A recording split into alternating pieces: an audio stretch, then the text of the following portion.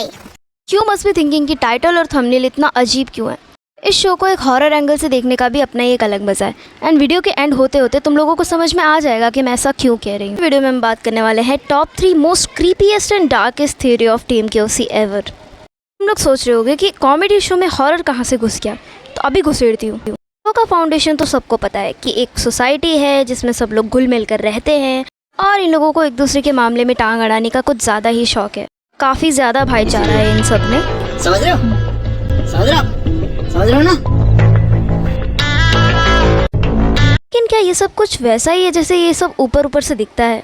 तारक मेहता का उल्टा चश्मा यानी कि एक कॉमेडी शो जिसमें गोकुलधाम सोसाइटी के सभी मेंबर्स एक दूसरे के दुख दर्द में साथ देते हैं। दोस्तों, क्या आपको पता है कि इस हंसी के पीछे कुछ डरावनी और क्रीपी थियोरीज भी छुपी हुई हैं? ये सारी थियोरीज मैंने एक्चुअली रेडिट पे पढ़ी थी और मुझे काफ़ी इंटरेस्टिंग लगी, तो मैंने सोचा अपने वीडियो में इंक्लूड कर लूँ।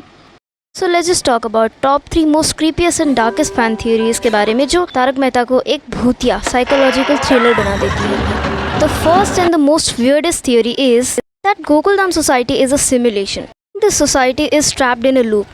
क्या कभी सोचा है ये शो 2008 में स्टार्ट हुआ था और अब तक चल रहा है एंड कैरेक्टर्स को ना प्रॉपरली एज किया गया है, ना ही उनकी ज़िंदगी में कोई रियल प्रोग्रेशन हुआ है। पहला पॉइंट इस थ्योरी को साबित करने के लिए यही काफ़ी है कि टप्पू सेना अभी तक स्कूल में ही है and I can prove you. क्योंकि देखो, मुंबई में स्कूल 10th तक ही कंसीडर किया जाता है। 10th के बाद 11th और 12th को मेनली कॉलेज ही कंसीडर किया जाता है। This show is based on Mumbai and Gokuldham society भी मेनली मुंबई में ही है और टप्पू सेना के 10th का रिजल्ट डिक्लेयर होने के बाद ही उन लोगों को डायरेक्ट कॉलेज में एडमिशन मिल गया था। This theory definitely makes sense. Other parts of India में 11th-12th को सिर्फ स्कूल ही कंसीडर किया जाता है, सिर्फ मुंबई में ही एक्सेप्शन है। 10th के बाद 11th और 12th के स्कूल को कॉलेज कंसीडर किया जाता है। तो मतलब तब से ये टप्पू सेना कॉलेज में ही है, इनफैक्ट स्कूल में ही है। आज तक पता ही नहीं चला कि ये लोग कौन सा कोर्स कर रहे हैं। Including Jethalal and other males of societies, उन सब का एक ही रूटीन है। रोज़ रोज़ का सुबह कंपाउंड में मिलो, खीखी खाका करो और अपने अपने काम पे निकल लो, वापस आ जाओ घर पे मुंह उठा के। कोई चेंज ही नहीं है इनकी लाइफ में। The most creepy thing is that Roshan Singh Sodhi और रोशन बाबी के लुक्स चेंज होते रहते हैं, काफ़ी कैरेक्टर्स चेंज होते रहते हैं, लेकिन इन सब में कोई फ़र्क ही नहीं नज़र आता। किसी को पता ही नहीं चलता कि कैरेक्टर्स के फेसेस चेंज हुए हैं। इन शो के पर्सपेक्टिव से बात करोगे तो ऑफकोर्स उन्हें नहीं ही पता चलेगा, लेकिन अगर रियल लाइफ पर्सपेक्टिव से देखा जाए तो आपके आसपास के लोगों के चेहरे बदलते जाएं और आप उन्हें पहचान भी ना पाओ, ऐसा तो हो ही नहीं सकता। And they talk like nothing happened and nothing has changed. Theory कहती है कि गोकुलधाम सोसाइटी एक रियल सोसाइटी है ही नहीं, ये एक AI जनरेटेड सिमुलेशन है जहाँ सब लोग एक लूप में फंसे हुए हैं। वैसे ये चीज़ काफ़ी सेंस नहीं बनाती है क्योंकि तब तो AI का कुछ जिक्र ही नहीं था, लेकिन फिर भी कुछ फैंस ही कहते हैं। ये सारी चीज़ें मैंने रेडिट पे सुनी है, तो रेडिट पे काफ़ी बकचोद लोग रहते हैं ऑफ कोर्स, तो उनकी काफ़ी बकचोद थ्योरीज में से एक थ्योरी ये भी है। The other scary part is every festival, every conflict, every resolution, सब सेम पैटर्न फॉलो करते हैं, जैसे किसी ने लिखा हुआ हो या फिर स्क्रिप्ट बार बार रिपीट हो रही हो। ये सारे पैटर्न फॉलो करते करते इन्होंने बहुत सारे एपिसोड्स निकाल दिए।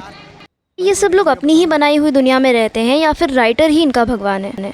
यहाँ पर हमारी पहली थियरी ख़त्म होती है जो कहती है कि ये सोसाइटी रियल नहीं है, इस सोसाइटी के लोग भी रियल नहीं हैं, ये जस्ट थोड़े बहुत कैरेक्टर्स हैं जो आपस में एक ही लाइफ रोज़ रोज़ जीते रहते हैं। थियरी के बारे में मुझसे एक सब्सक्राइबर ने भी कहा था, जिसने नीचे कमेंट किया था कि मेहता साहब इज़ नॉट जेठालाल्स रियल फ्रेंड, और ये कमेंट मैं पिन कर दूँगी, दूसरे वीडियो में जाके देख लेना, ठीक है? मैं अपने व्यूज़ कम नहीं करने वाली इस वीडियो में दिखा के। कहते हैं सेकंड थियरी के बारे में, that Jethalal is in coma and everything is his dream. ये थियरी कहती है कि जेठालाल का एक बहुत भयानक एक्सीडेंट हुआ था और पूरी गोकुलधाम सोसाइटी उसके दिमाग का एक हेलुसिनेशन है। उसकी गिल्ट, स्ट्रेस, डिज़ायर सब कुछ इस वर्ल्ड में कन्वर्ट हो गया है, बिल्कुल स्नो वाइट की तरह। जेठालाल तो स्लीपिंग ब्यूटी निकला यार। Example of Babita ji. बबीता जी के साथ उसका obsession is his unfulfilled desire and longing. Tarak Mehta उसका एक को साइंस है। जेठालाल हमेशा कहता है तारक मेहता मेरा दोस्त, फिलोसोफर और एक गाइड है, जैसे हर टाइम एक इनर वॉइस हो जो उसे समझाती रहती है। चंपकलाल AKA बापूजी, हिज बिगेस्ट फियर, स्ट्रिक्ट है, टॉन्टिंग है, कंट्रोलिंग है एंड फादर फिगर है जो हर वक्त उसे जज करता रहता है। और सबसे बड़ा प्रूफ, प्रॉब्लम्स तो जेठालाल की ज़िंदगी में हमेशा आती रहती हैं, लेकिन किसी का सॉल्यूशन परमानेंट नहीं होता। क्या वो रियल वर्ल्ड में ज़िंदा भी है या सिर्फ हॉस्पिटल के ICU में कोमा में पड़ा हुआ है? क्या ये शो उसके माइंड का एक फैब्रिकेटेड इल्यूजन है? देखो यार, मुझे सारी थियोरीज़ में से पहली थियोरी काफ़ी अच्छी लगी। वैसे मैंने प्रॉमिस तो 3 थियोरी बताने का किया था, लेकिन ओ भैया धोखा। My phone is cooked, sorry guys. अगली थियरीज अगले वीडियो में डिस्कस करेंगे।